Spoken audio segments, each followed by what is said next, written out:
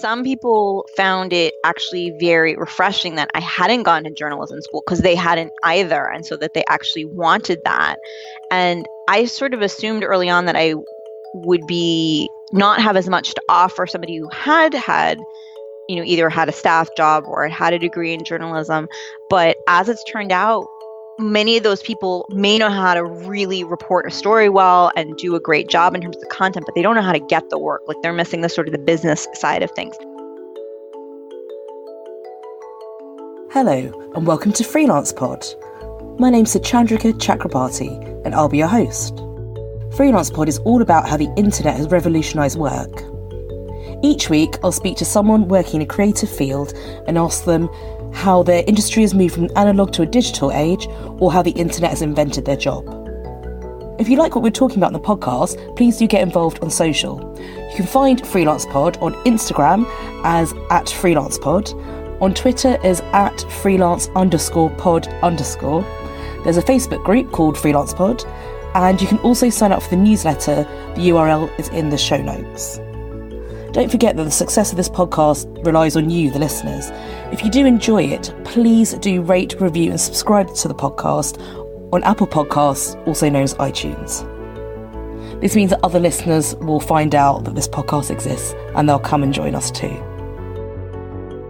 On this episode, you'll hear from Rebecca L. Webber, who's a South Africa-based journalist, writing coach and podcast host. Rebecca runs the Writing Coach podcast, and she's also available to give online tuition to people who want to get into freelance journalism.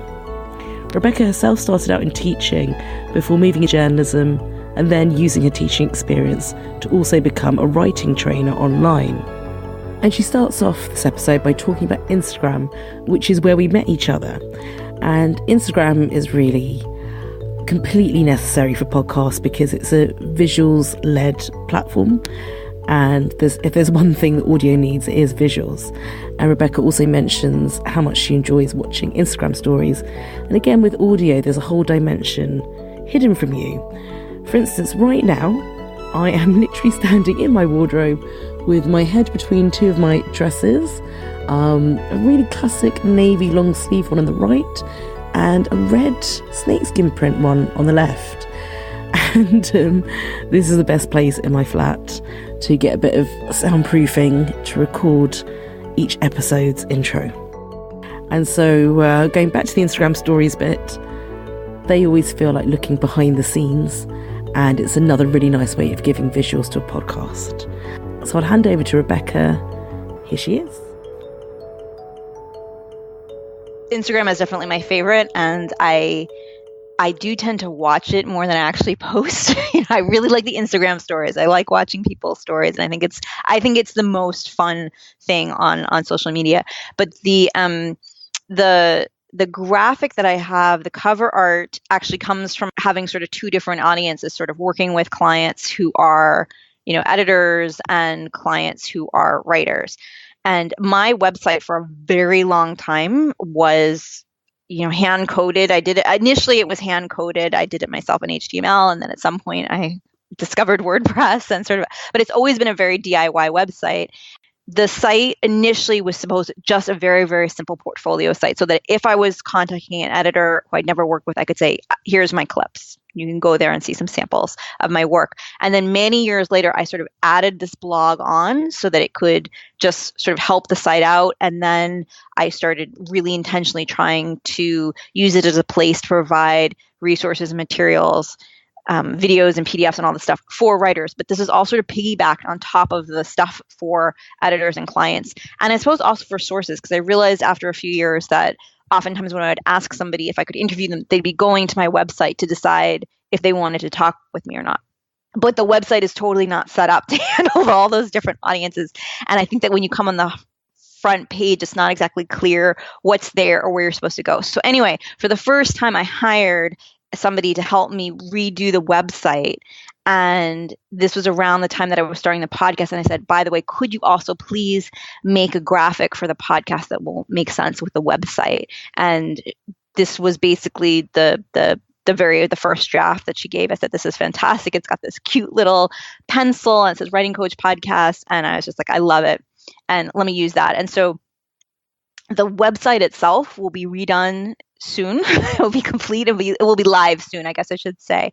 But that's sort of where that came about. So she was not even really a graphic designer, but she, sort of did that in as part of the project for the site. I know that a lot of people do a special piece of art for every single episode, and I don't do that. I sort of found early on that all of the that I could spend a lot more time on promotion of the episodes than I actually do.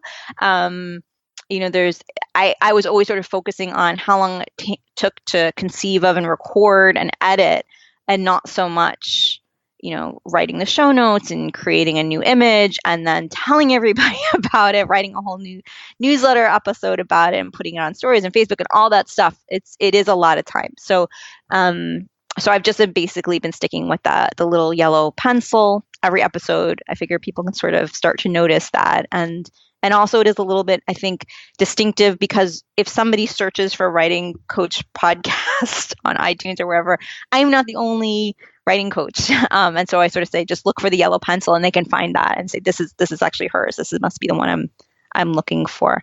I have noticed that there are a lot of podcast. I've noticed that there are a lot of covers with podcast art that are very nice graphics in and of themselves, but they don't show up very well when they're tiny on a phone. I think a lot of people don't anticipate that. So I like the idea that there was just sort of very simple, bold color, bold graphic, and that's it. People get it with a pencil. That this is for writers, even though nobody writes with a pencil anymore. I wasn't writing journalism. I had no intention to be a journalist. As a kid, I was one of those classic people who loved to read, loved to write, and I didn't really think about it much in college. It seemed to me like a really reasonable career path that you would just sort of graduate and start writing novels. It seemed really, because there's all this proof. There's all these books in the library. It must not be that hard. And then I sort of, for a year, right after I finished my undergrad, I came to South Africa to teach for a year. And then I thought, ooh, like this is quite interesting and quite satisfying in so many ways. I was teaching English as a second language in rural farm schools in South Africa. And at the same time, I hadn't been trained as a teacher. So I thought I should actually probably, if I wanted to do this, I should probably actually get training. And so that's what I did. And I went back to the States and got a master's degree in education. That was really the field that I thought was a good fit for me. And the program I was in was English education, and they sort of expected, or their pedagogical outlook, I guess, was that if you were going to teach reading, you must be a reader. If you're going to teach writing, you must be a writer, which was, made lots of sense to me. And so, as I say, like I was always writing, but it was not intended for publication, and it was certainly not intended as journalism. It was either sort of academic writing or reflecting on my teaching or just personal projects. It was a volunteer program. It was a year-long volunteer program, and you only had to do extremely minimal volunteer hours to come then and help in the schools. And then when I went back to the States, I went to Teachers College at Columbia University in New York, and it was a master's in English education, intended to be a high school English teacher for students whose first language was English. So the reality was that teaching in New York, many of my students, their first language wasn't English, but they were still in a mainstream English classroom. And then I taught for a while in the Washington, D.C. area, and there's a lot of immigrants. There's a lot of people who speak English quite well. They have sort of native or near native proficiency, but it's still not their first language. And so I was mostly teaching, composition, humanities, writing, and literature classes. So, I mean, they were great. They were a lot of fun. But I definitely considered myself a writer, because from my point of view, I thought a writer writes. And because I wasn't really thinking that much about publication, I didn't have any of the hangups about like, well, this hasn't gotten published. I was like, I wrote it. Therefore, it seemed very simple to me. I didn't have a lot of qualifications about what a writer has to be at that point. I just thought a writer writes, and that's what I was doing. So when I began freelancing, I did incorporate education or my background in education in the sense that at least early on, I did a fair number of stories about education. Like if you do have that sort of deep knowledge in a certain area, it was easier for me to go and to talk to teachers who are often either instructed not to talk to the media or are reluctant to. And, you could start, have establish that rapport more easily. But otherwise, I think it was nearly a decade or about a decade where I was just focusing on the freelancing itself. And I had left, I thought of education was my first career and this is my second career. And then I sort of came up with the idea of, I would like to start teaching this a bit, doing some public speaking, doing some classes. And that has just become really, really fascinating. I mean, to me, it's now one of the most interesting parts of what I do is being able to take what I have learned, both on the sort of the how to do things in terms of, writing a pitch or structuring a story or any of those kind of how-to things, but also all of the mental drama that comes along with 10 years of freelancing of, how do you keep going through all the difficulties that come up, all the stuff outside of the actual reporting and writing itself. The initial transition from teaching to journalism was I was teaching at George Mason University, which is in Northern Virginia, suburban Washington, D.C. And I said I was just going to take one semester off. This is a really long time ago. And I thought, I had done a little bit of editing and I think I'd like that. And I got a job as a copy editor or a sub-editor at a local publication. And really quickly, I said, I actually don't want to be editing. I'd like to be writing because we worked with freelance writers. We didn't have any staff writers. And I found it really, really fascinating what they were doing. And as it was, this publication had little to no, mostly no interest in me actually writing for them because they normally worked with these very advanced very experienced freelance journalists. And so they didn't really need me. They needed me as a copy editor. And so I paid close attention to what those writers were doing, how they got work, how the editors responded to them and how they interacted. And I started pitching on the side. And then I sort of was doing that as much as I could, in the evenings and on the weekends and sometimes at lunch. And eventually there was just sort of a tipping point of, okay, I actually want to give this a go and try doing this full time. And that was in 2004. So it is quite a long time ago. And yeah, obviously I never went back to the traditional sort of day job situation as the editor and clearly never went back to the university setting. For me, that's part of the interest of freelancing as well. I think it's different from being that staff writer where there's going to be more routine. As a freelancer, you get to, or I certainly have gotten to do probably more different kinds of topics, work with more different kinds of editors. And that is definitely stimulating. But the being able to look at those ideas with people who are working out the same kind of problems, or maybe I'm a little bit ahead of where they were or where they currently are. It is super interesting. And it's real interesting what you say about the physicality of going in for training.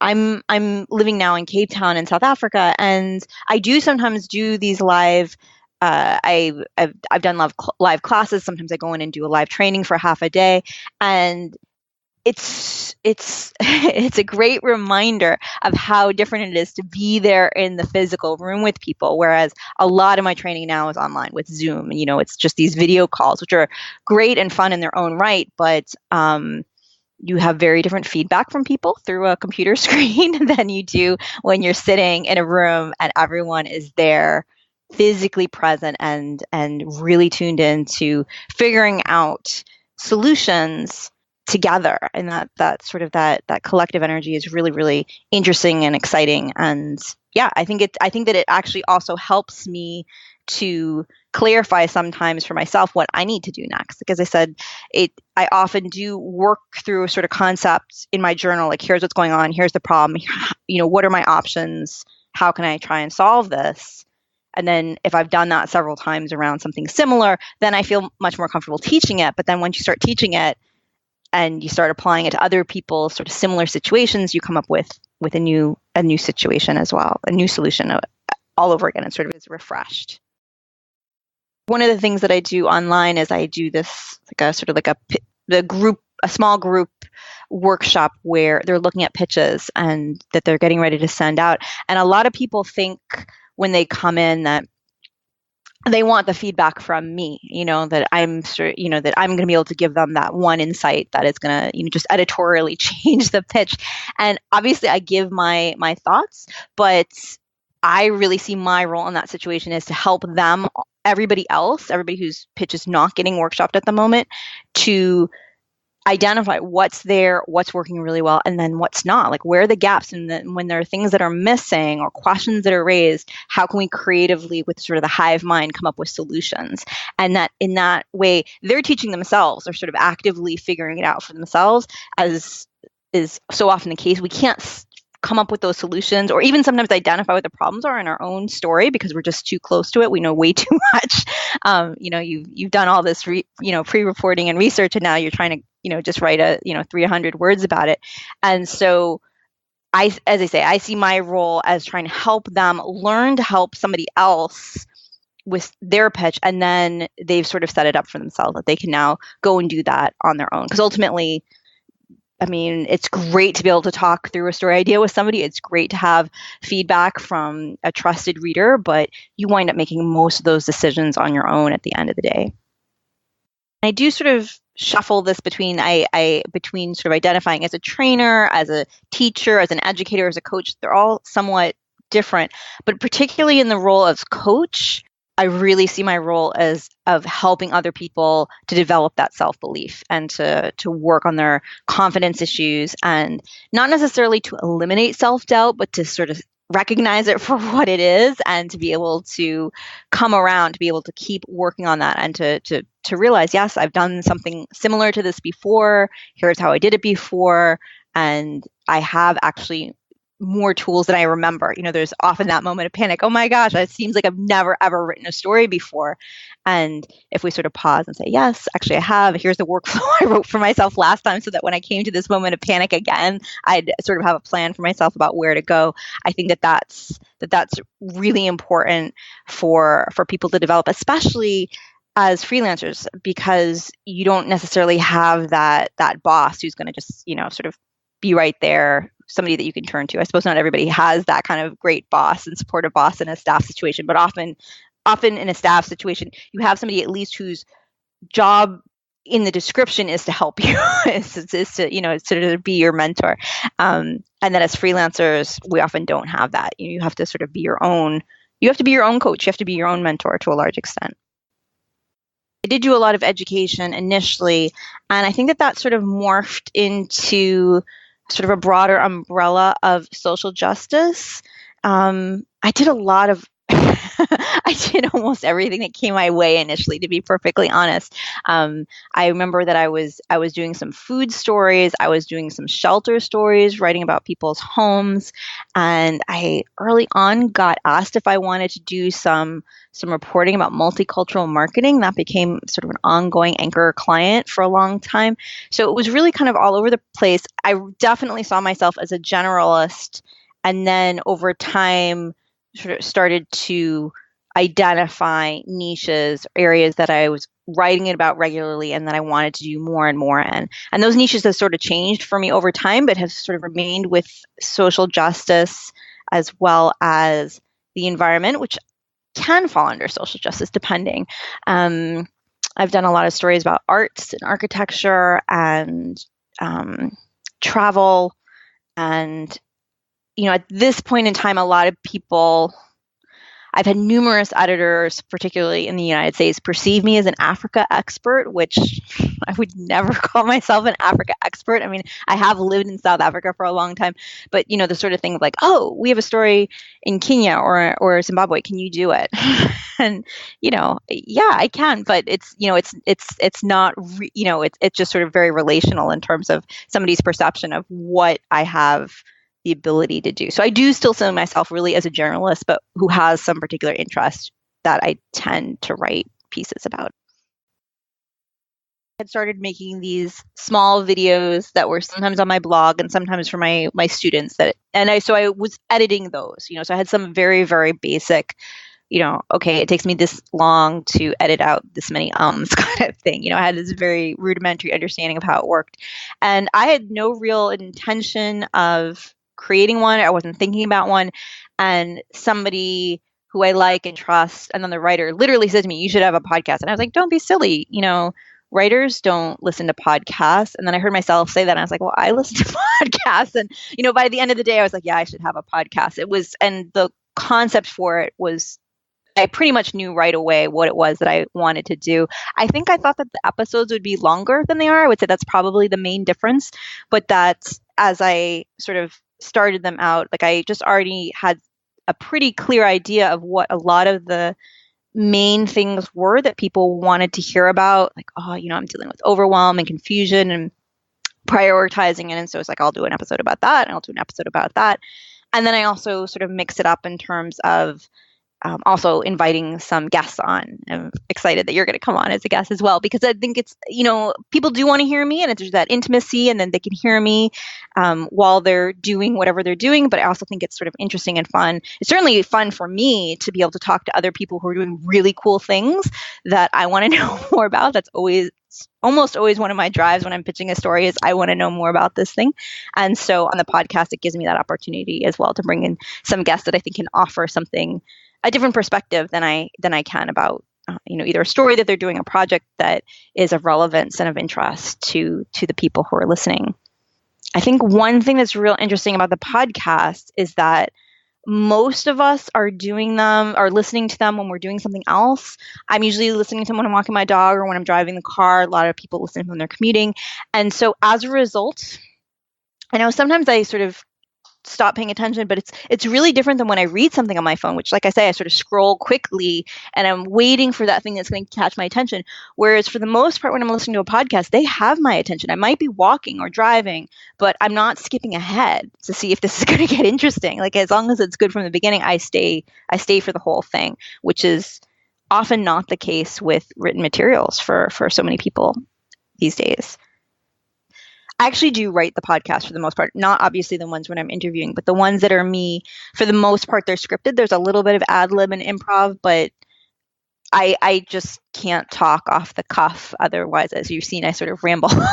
And so I think it has been useful because it's easier for me to be much more intentional about the kind of stories I want to introduce and the examples I want to use. And I, for a long time, had been trying to be doing something similar in my weekly newsletters. For years, I'd been sending out this weekly newsletter. And very soon after I started the podcast, people who had been getting my newsletter for a long, long time said, this is it. This makes a lot more sense. I finally get what it is you're trying to do. That they were sort of kind of interested in what I was saying when I was writing it. But those almost always had to be much, much shorter, just because nobody wants to read a 3,000 word email, right? Or 5,000 or whatever it is. And so they are willing to listen to me talk for a much longer time than they are interested in hearing me read. And yeah, I think it has shifted the way in which I think it has expanded my writing a little bit. And it's been a lot of fun. I mean, you sort of, said at the very beginning that, some people don't know how long it's going to go for. It'd be really easy for me to map out another year's worth of episodes. I don't actually plan that far in advance because I want to have some more flexibility. And I don't know that it will be that exciting to me forever. But for right now, it seems like a very energetic and interesting way to connect with people. And people, as I say, people have been responding to it, which is also very nice sort of feedback. I mean, the response has been pretty good overall.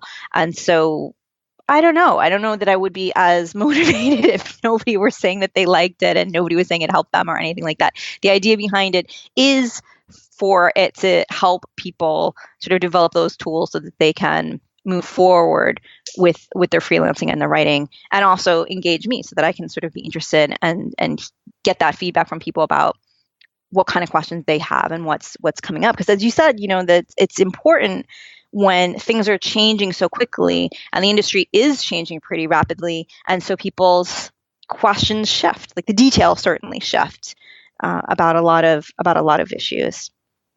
have started paying a lot more attention to other podcasts that I listen to and sort of deconstructing what are they really doing. I noticed that a lot of people do talk about a few minutes about, their personal life and then okay, like let's get to today's session. And then other people never do that. They, there's no bearing of their, they jump in from the first sentence. They hit the ground running with the topic. And so I played around with that a little bit, but as sort of like, as you said, it doesn't have to be the same every time. Like, I don't feel like I'm working on a formula here. And there are certain things that come out in most episodes. Some are more successful than others. Some are topics that I'm more excited about or really like, I think this is really, really going to connect with people.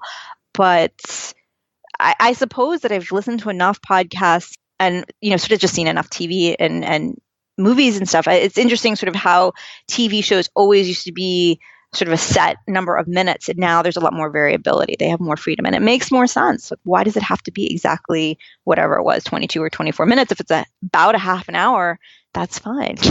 Like sort of make it work for the individual story as opposed to some predefined commercial criteria. I mean, my podcast is obviously not sponsored. It's kind of a niche topic. I mean, it's never going to have these huge downloads. It's very, very specific.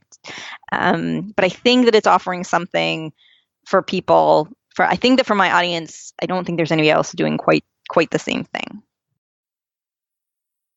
My 3 top tips for freelancers are: first is to make sure that you really invest some time in learning, if not learning to pitch, at least learning to market yourself really well. That you need to get clear ideas about the kind of work that you want to do, who you want to do it for, and going after those things, not sitting back and waiting for those clients to find you. That would be one. I think the second one would be to start to listen to your own self-talk and hear what stories you're telling yourself, and to try and separate out what's factual and what's sort of subjective, and that with the things that are subjective, to make sure that they really are serving you and helping you move along. And if they're not, to address those mindset issues, because I think a lot of people think when I accomplish these other things, all of that negative self-talk will clear itself up, and it doesn't. It just comes along with you. So you want to address those things early on, or rather wherever you are, whenever you are.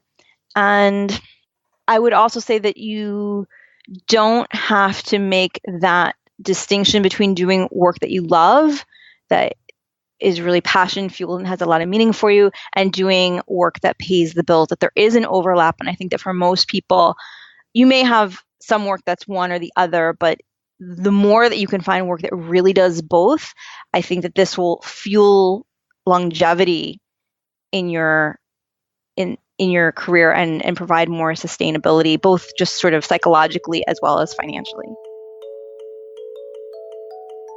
Thanks, Rebecca L. Weber, for speaking to me on the podcast, and I will be appearing on an upcoming episode of the Writing Coach podcast as well. Well, that's it for another episode of Freelance Pod. If you enjoyed what we talked about in this episode, please do get involved on social. You can find Freelance Pod on Instagram as @freelancepod, on Twitter as @freelance_pod_. There's a Facebook group called Freelance Pod, and you can also sign up for the newsletter. The URL is in the show notes. Don't forget that the success of this podcast relies on you, the listeners. If you do enjoy it, please do rate, review and subscribe to the podcast on Apple Podcasts, also known as iTunes. This means that other listeners will find out that this podcast exists and they'll come and join us too. That's it for now. Speak to you again soon. Goodbye.